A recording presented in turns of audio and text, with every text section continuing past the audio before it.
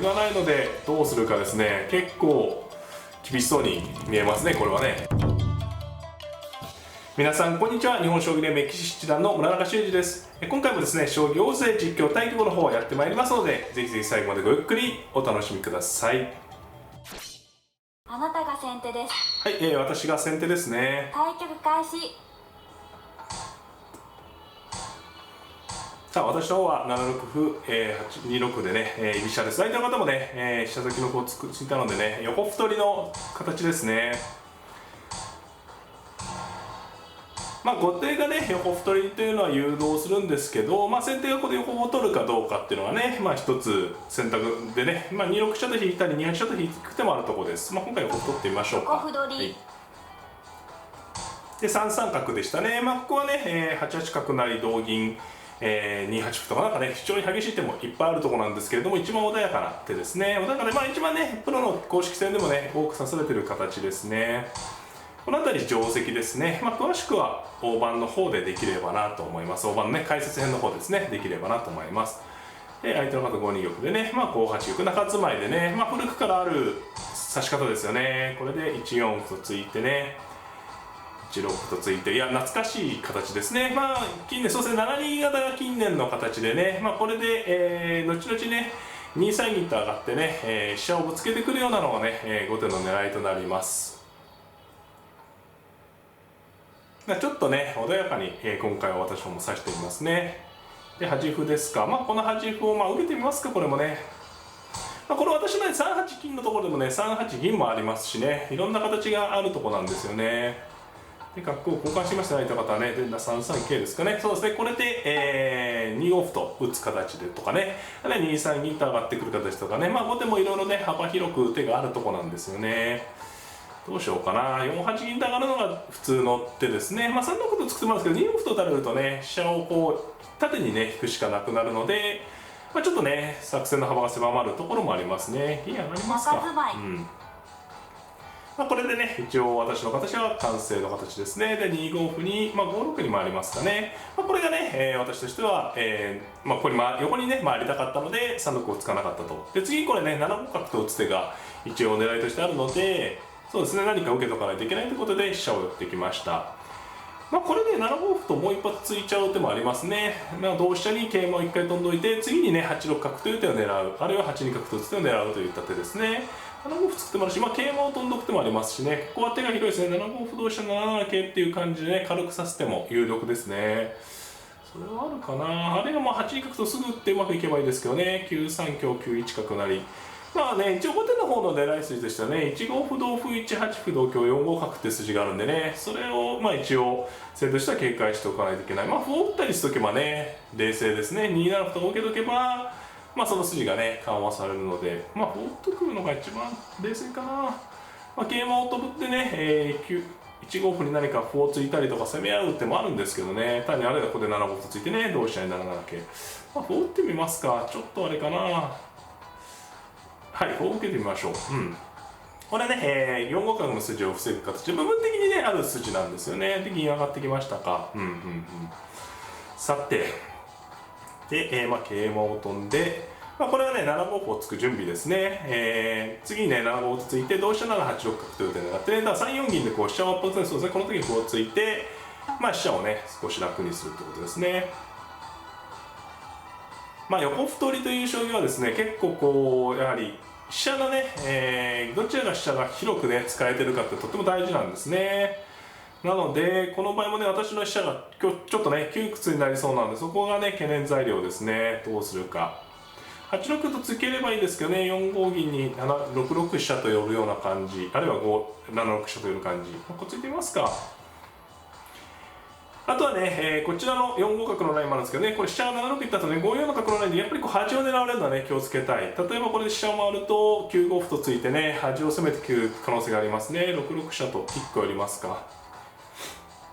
難しい将棋ですね。これはね、私の飛車も狭いですけど、次8五歩とつくとね、広がるんで、そうですね、この8五歩とついて、飛車が楽になったんでね、いい勝負でしょうね、これはね。はい。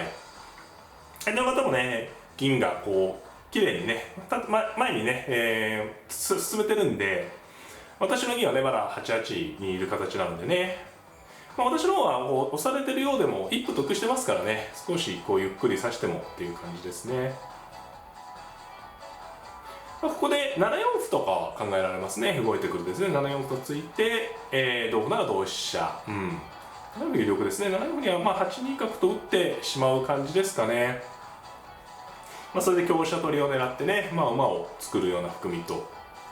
ここですぐにね、次8二角打つ狙いも一応ありますね、私の方としてはね。作って、香車逃げられちゃうんでね、ただで駒を取れるわけじゃないんですが、3六歩ですか。これはより積極的に動こうとですね、同歩に2六とついて、同歩同飛車で、もしかしたら横歩をね、取って、どんどん攻めてくると、ただそれが最後に歩打てるんで、良さそうなんで、同歩なら5角ですね、失礼します。同角、5角が狙いですね。はい。同歩に2六同歩同飛車はね、横歩取った後に、3四歩とか2飛車なんでね、ただこれ取る一手じゃないんでね、飛車回っとくのがいいかな。ただ2六同歩同飛車で歩って歩なって決戦してくる手が一応ありますかね。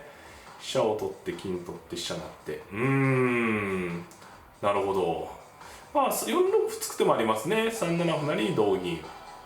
ここのまんま突きたくないんですけどね、なぜかというと玉の小瓶なんでね、そうです、同歩はね、すみません、さっきね言ったんですけど、5角が両取りなんでね、同歩に2六じゃないですね、5角打たれちゃうんですね、まずいですね。今言ってるのはね、8六飛車だと、2六歩同歩同飛車とね、来て、2七歩にね、3七歩成という強襲がね、もしかしたらあるかもということですね。それで時々ちょっと飛車取られちゃうし、飛車を取ると金を取る。これ大盤でやった方がね、局面としては見やすいと思うんですが、どうしますかね。4六つきますかね。4六つきますか。これで銀を追いますか。ちょっとね、小瓶、角ね、斜めのラインが開くんでね、あんまり嬉しい手じゃないんですけど、銀を追ってね、飛車ね、横、さっきの強襲ですよね。2六同歩下から強襲してくる筋を緩和して、でこれで銀で取って、桂馬を取るとね、刷り込まれちゃうんでね、これでまた銀下がる感じですかね。それで歩を受けてみたいな。歩を強くね、打ってきました。これは銀を引きますね。さあ、ここで何をやってくるか。5五角はさすがに銀取れるんでね、銀得の方が大きそうですけど、これ銀引くってことかな、それとも。これで銀引きですか。ね、もう一回拠点を作ってから銀を引くと、これは飛車もありますね。これが私の方で狙い筋なんですよね。8四歩ついてね、この8筋破るのが、やはり大きなね、分かりやすくかつ厳しいので、ちょっとね、ここで、なんていうんですか、味悪いっていうかね、押し込まれたのが嫌な形なんですけど、8四歩にね、期待してるってことですね、その分ね。ここの地点はね、やはり後手がポイントを上げてると思うんですね、糸方がね。これなんかこう、ちょっと、なんていうんですかね、拠点も残っちゃってますしね、こう、8八の木も、こうね、形もちょっと不安定なんですけど、ただ、8四歩はね、それをこう補うぐらいつければね、歩切れでつければ、もうなるだけで勝てちゃいますから、なので、相手の方もここで、例えば、2筋の歩を交換して、8四歩に8二歩と受けるような感じですね、歩を入手してねっていうのが考えられますね。はい、ちょっとね、8三六を打ちすぎたかもしれないですね。2を黙って引いといた方が良かったかもですね。この辺ちょっと難しいところでした。次8四歩突かれる手がね、目前に迫ってるんで、後手が結構忙しい局面ですよね。これ今度2六歩同歩同飛車2七歩に3七歩成とね、さっきこう4六がついてないと3七歩成でってこう強襲する筋にねあったんですけど、これはね4六ついてあるんで、3七歩成同銀で問題がないのでね。そうですね、ちょっと後手が困ったかもですね。相手はまたちょっと考えられてますけどね、歩がないんでね、歩があれば何かね、8四歩と突かれてもこう受けるような感じで受かるんですが、銀では勝負手ですね。これは歩つきますね。これはついて成りを狙います。さあこの時に何か受けが、歩があれば8二歩なんですけどね、歩がないのでどうするかですね。結構厳しそうに見えますね、これはね。8三歩成が、シンプルにね、破りなので、こういうの展開になりますとね、最初に一歩得したのが結構効いてる感じですかね。一歩あればね、8二歩で特になんてことないんですが、ちょっとね、3六歩を打ちすぎたかなっていうのは、打ってないところで8二歩と打てるんでね、ちょっとこう、不切れになってしまったのが、ここで、どうなのかですね。さあちょっとまた、9二角と打つ手はありますかね。9二角と打って、金取りにしつつ、8三歩成を防ぐとね。9二角の時に迷いますね。8三角と露骨に角を打ち込んでも、うまくいってそうな感じもありますし、2六ですか。これは同歩ですね。歩成は歩成でちょっとね、その攻めもあるかもしれませんけど、ちょっとやりたくないですね。はい。慌てね、この歩成は権利になってるので、慌てずに同歩と一回取って、相変わらずね、8三歩成がかなりききつく残ってるんでね、これは後手が困ったでしょうね。9二角が一番で、ね、良さそうな手ですかね、この場合ね。ただ受ける方法もねないんでね、9二角と打てば8三の地点を受けながら3八の金取りになるということで、まあ攻防をね狙った、手でありますね。9二角の時どうするか、8三角までねやる必要があるか、4七銀ぐらいでまあなんていうんですかね、穏やかでもいいか。銀引きですか。これはもう8三歩成は許してしまいますが、銀を出てね、なるほど。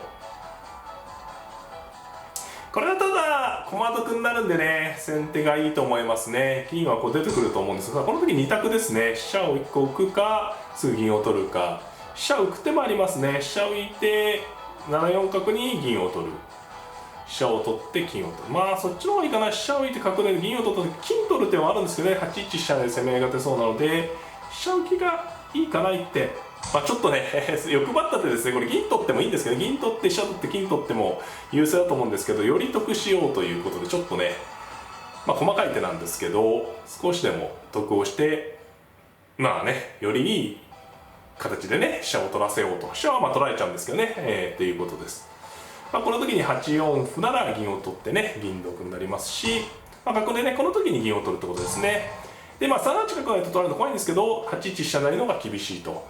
で8五角には金を取ってね、その取り方の方が、まあ、相手にねすぐ8六銀と取られるより、まあ、角を使わしてる分ね得であるというねことですね。まあ、非常に細かなところなんですけれども、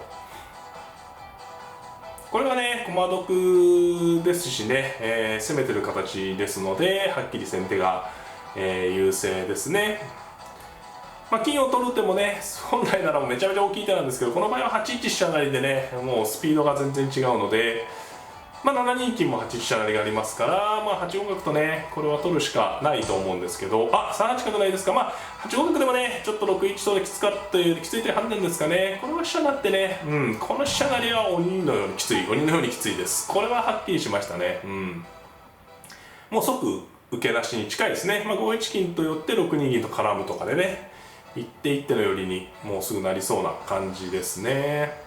まあ、ちょっとね、金取らないで飛車を取った方が長かったと思うんですけど、6一とでねちょっときつかったと思うんでね、ということで、相手の方はね、まあ金を取ってね来たんですが、まあこれはね、かなり、銀を打ってもいいでしょうね。6二銀でね、これでもうかなり逃げ越すのがね難しい状況ですよね。